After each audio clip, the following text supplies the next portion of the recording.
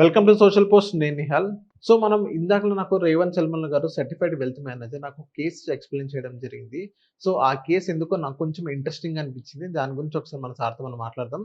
Hello sir, welcome to social post. Hello అండి. Sir, ఇప్పుడు ఇందాకలో మీరు నాకు ఒక కేసు ఎక్స్ప్లెయిన్ చేశారు. అవును. ఊర్లో వాళ్ళకి ఆస్తులు ఉన్నాయి, ఇక్కడ హైదరాబాద్లో ఉన్నారు. సో వాళ్ళకి మంత్లీ ఎక్స్పెన్సెస్ అనేది చాలా ఎక్కువ ఉన్నాయి, వాళ్ళ శాలరీ కూడా కొంచెం తక్కువ ఉంది. కానీ బ్యాక్ డోర్లో మనం చూస్తున్నామంటే ఆస్తి అనేది చాలా ఉంది. అది చూస్తూ కడుపు నింపుకోవాలా, లేకపోతే ఇప్పుడు కడుపు మార్చుకోవాలా అని తెలియని పరిస్థితి. ఒకసారి ఆ కేసు గురించి నాకు అసలు చెప్తారా సార్? సో బేసిక్‌గా మా ఊర్లో ఖమ్మం దగ్గర ఒక హోమ్ టౌన్ అది. సో ఆయన హైదరాబాద్ వచ్చి జాబ్ చేస్తున్నాడు. హియర్ అండ్ దేర్ ఒక 80,000 రూపాయల జీతం ఏదో వస్తుంది. వాళ్ళ పేరెంట్స్ కూడా అక్కడే దాని పక్కన గ్రామం దగ్గర ఒక గ్రామంలో ఉంటారు. సో బేసిక్‌గా వాళ్ళ వయసు కూడా పెద్దది. వయసు రీత్యా వాళ్ళు కూడా వ్యవసాయం చేసే పరిస్థితిలో కూడా లేరు. దానివల్ల ఈయన ప్రతి నెల ఒక 15,000-20,000 రూపాయలు మెడికల్ ఎక్స్‌పెన్సెస్ కావచ్చు, లేకపోతే వాళ్ళ మంత్లీ ఎక్స్‌పెన్సెస్ కావచ్చు. Sir part of his responsibility వాళ్ళ పేరెంట్స్‌కి పంపుతున్నాడు. ఒక 20,000 రూపాయలు అటు పోతున్నాయి. ఈయనకొచ్చేది 80,000 జీతం. ఇక్కడ హైదరాబాద్ ఖర్చులకే ఆయనకు డబ్బులు సరిపోవట్లేదు. దానివల్ల ఏమవుతుందంటే ప్రతి నెల ఆయన షార్టేజ్‌లోకి వెళ్ళడం జరుగుతుంది. ఎవ్రీ మంత్ ఏదో ఒక షార్టేజ్ కొడుతుంది. ఆ షార్టేజ్ వల్ల చిన్నగా తెలియకుండా స్ట్రెస్ బిల్డ్ అవుతుంది. బాగా ఫ్రస్ట్రేట్ అవుతున్నాడు. కానీ అక్కడ ఆయనకైనా అసలు లేనోడానంటే ఆ కండిషన్‌గా. సో బేసిక్‌గా ఆయనకు ఆల్రెడీ అక్కడ ఖమ్మం దగ్గర ఒక ఊరిలో ఒక 4 ఎకరాలు, కొంచెం సిటీకి తగ్గట్లో ఒక 4 ఎకరాల భూమి ఉంది. అది ఒక 2 కోట్లకు విలువ చేస్తుంది అటు ఇటుగా. సో బేసిక్‌గా దాన్ని కవులుకి ఇచ్చారు. దానికి వచ్చేసరికి సంవత్సరానికి ఏదో ఒక 40,000 రూపాయలు, ఎంతో 40,000, 50,000 కవులు డబ్బులు వస్తుంటాయి. కానీ ఇక్కడ ఖర్చులు వచ్చేసరికి ఎంత, నెలకి వీళ్ళ నాన్నగారికి 20,000 ఇవ్వాలి. అంటే దాదాపుగా సంవత్సరానికి ఎంత అవుతుంది? 2,40,000 అవుతుంది. అవును. ఇక్కడికి వచ్చేసరికి ఏమవుతుంది, ఈయనకేమో మళ్ళీ షార్టేజ్ అవుతుంది. అక్కడ వచ్చే కవులు 40,000, డబ్బులు ఎటు సరిపోవట్లేదు. ఇక్కడ ఏమవుతుంది, దానివల్ల ఎంటైర్ ఫ్యామిలీ సఫర్ అవ్వటమే. ఇక్కడ డబ్బులు సరిపోక ఈయనను చూసి బాధపడుతూ వీళ్ళ నాన్న అందరూ సఫర్ అవుతున్నారు. ఇంకొక వైపు ఏంటి, పేరెంట్స్కి ఎప్పుడు కూడా ఒక ప్రాబ్లం ఉంటుంది. పిల్లడి మీద డబ్బులు తీసుకొని బతుకుతూ ఉంటే మనం భారం అవుతున్నాము అని చెప్పి ఒక గిల్ట్ కూడా ఆయనకి ఎక్కువైంది. ఇదంతా కూడా ఒక ట్రబుల్ సిచ్యువేషన్స్లో నెట్టబడ్డారు. పేరు కాస్తులు ఉన్నాయి కానీ ఈ ట్రబుల్ సిచ్యువేషన్స్ ఉన్నాయి. చాలా మందిని మీరు గమనిస్తే సహజంగా ఇక్కడ ఒక ప్యాటర్న్ గమనిస్తూ ఉండే, ఏంటి, మనకి ఆస్తి ఉంది కదా అని చెప్పి కడుపు నింపుకోవడానికి ట్రై చేస్తూ ఉంటారు. రియాలిటీ ఏంటి అని అంటే ఆస్తి ఎంత ఉందని మీరు కడుపు నింపుకుందామని ఊహించుకున్నా కానీ నిజంగా కడుపు నిండదు, కడుపు ఎండుతుంటుంది. కాబట్టి ఆయనకి ఏం చెప్పానంటే, ఇదంతా కాదు బ్రదర్, మీరు అక్కడ ఎట్లాగూ ఉంది కదా 2 కోట్లకి అమ్మేసేయండి, 2 కోట్లు వస్తుంది కదా. అదే ఖమ్మం ఊర్లోకి వస్తే మంచిగా ఒక మీకు 250 గజాలు మంచిగా బైపాస్ రోడ్ దగ్గరలో ఒక 1,50,00,000 దొరికేస్తుంది. 1,50,00,000 నుంచి 1,70,00,000 మధ్యలో దొరికేస్తుంది మొత్తం కలిపి. ఇల్లు అంటారా సార్? కాదు, ల్యాండ్. ల్యాండ్. హైవేకి దగ్గరలో, హైవే అంటే అది మనకి బైపాస్ మెయిన్ రోడ్కి దగ్గరలో దొరుకుతుంది అక్కడ.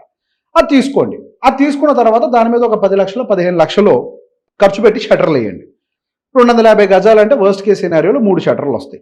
ఈ 2 తెలుగు రాష్ట్రాల్లో ఏ మూలక పోయినా కానీ షట్టర్ విలువ 15,000 ఉంది. హైదరాబాద్లో అయితే 30,000 ఉంటుంది. సరే టైర్ 2 టౌన్స్లోకి వెళ్తే 15,000 రూపాయలు షట్టర్ అంటే ఈజీగా వస్తాయి. మీకు ఇవన్నీ పోను కూడా ఎంత పోతుంది, అక్కడ ఒక 1,70,000 పోను, ఇది ఒక 15 పోను, ఇంకో 15 లక్షలు మిగులుతుంది. ఈ 15 లక్షలు మీ పేరెంట్స్ పేరు మీద FD చేసి పెట్టండి. ఏదైనా సడన్గా హెల్త్ ఇష్యూస్ వస్తే కష్టం కదా, మళ్ళీ వాళ్ళకి ఇన్సూరెన్స్ కూడా ఏజ్లో కూడా చాలా ఎక్స్పెన్సివ్ ఉంటాయి, తీసుకున్న ఉపయోగపడకపోవచ్చు. ఆ 15 లక్షలు వాళ్ళ పేరు మీద FD చేసేయండి.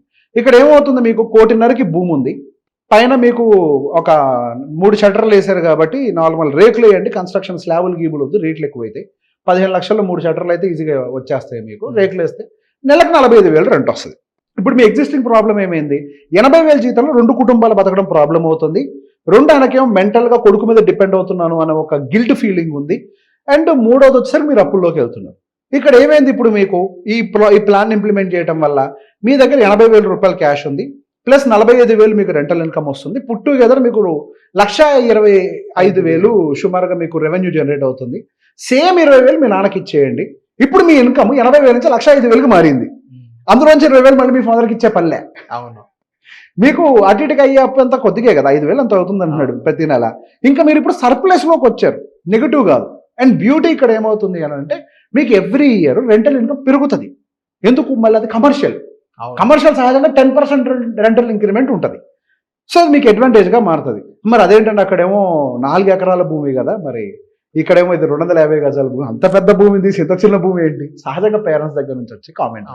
2వది వచ్చేసరికి, సార్ మళ్ళీ మా నాన్నగారికి చెప్పుకుని ఒప్పుకోరండి, ఊళ్ళో పరువు పోద్దని అనుకుంటారు. నేను చెప్పా, సర్లేండి ఒక పని చేయండి, మరి మీ నాన్నగారు దానికి ఒప్పుకోరు కదా, పరువు పోద్దని అంటున్నారు కదా, ఎవరి దగ్గర పోద్దండి అని అంటే, అదే అండి ఉంటారు కదా చుట్టాలు చుట్టుపక్కల వాళ్ళు అని అంటే, సరే ఒక పని చేయండి, మీరు నెలకు డబ్బులు పంపించడం మానేయండి, ఆ చుట్టాలు చుట్టుపక్కల వాళ్ళు అనుకునే వాళ్ళు ఉన్నారు కదా, వాళ్ళని డబ్బులు ఇవ్వనండి అని చెప్పేసి అన్నా. వాళ్ళు ఎందుకు ఇస్తారండి అని అన్నారు.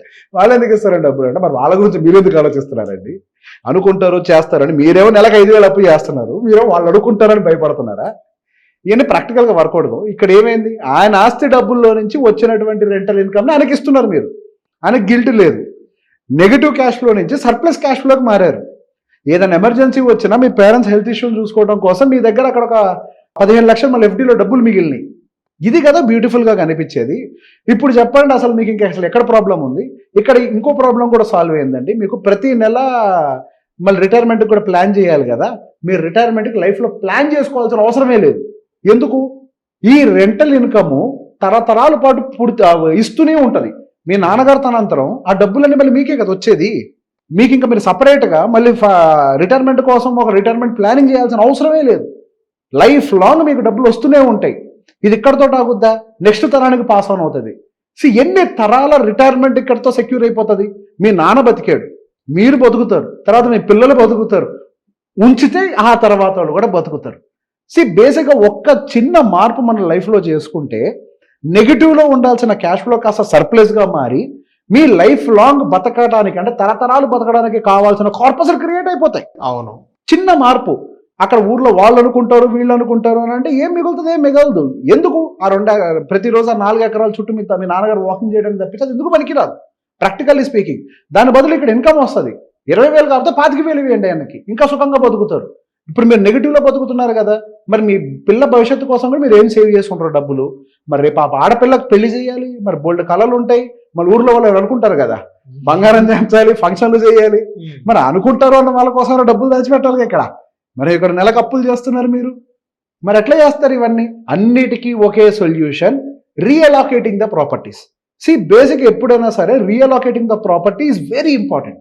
ఎప్పుడైనా ఒక రియల్ ఎస్టేట్ని కొనేసి అట్లా వదిలేస్తే విన్ఫాల్ ప్రాఫిట్ లాగా ఏదన్నా ఈవెంట్ జరగడం వల్ల, చుట్టుపక్కల డెవలప్మెంట్ వల్ల మనకు కొంత ప్రాఫిట్ వస్తుందేమో, కానీ majority of the real estate ప్రాపర్టీస్కి అవి జరగవు.